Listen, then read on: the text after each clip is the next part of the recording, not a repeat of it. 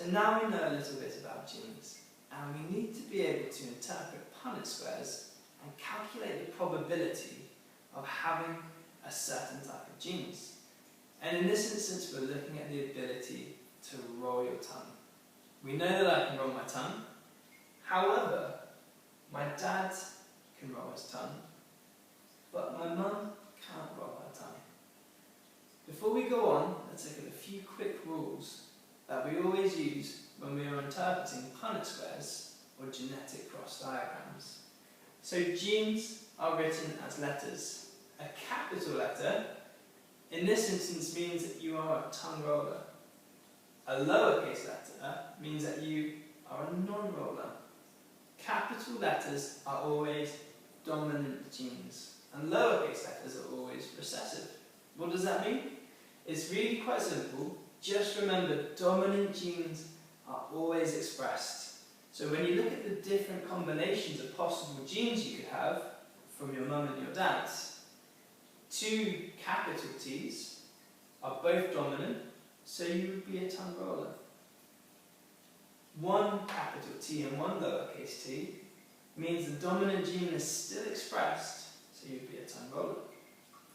And finally, 2 lowercase t's means you would be a non-roller. So these are the recessive genes, and it's the only time they would be expressed. My dad's genes then are capital T, lowercase t, so he is a tongue roller.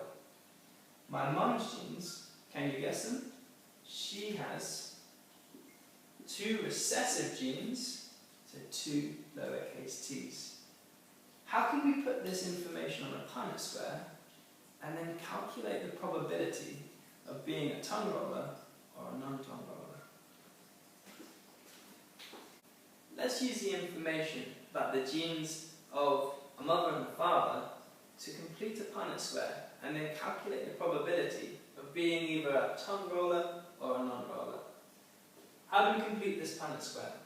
Take the genes from the father and write them across the top. So we have capital T and lowercase t, 1 dominant and 1 recessive gene.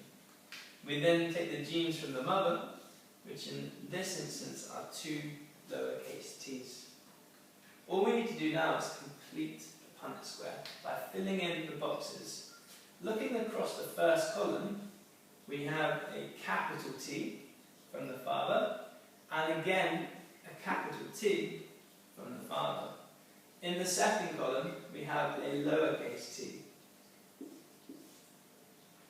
Now let's put in the information from the mother. In the first row, we have a lowercase t. And again in the second row, we have a lowercase t.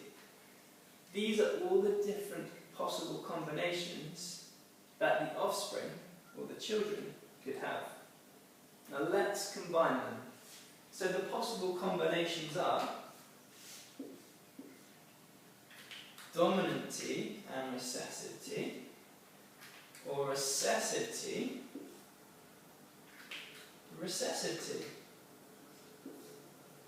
The total different combinations you could have is 4. How many combinations of capital T, lowercase t do we have? That's 1, 2. And how many combinations of recessive T, lowercase t, and lowercase t did we have? Again, we have 2. We can turn this information into a probability and represent it as a fraction. So, the possible combinations are 4.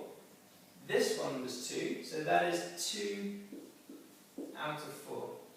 Again, it's exactly the same, so this would be 2 out of 4.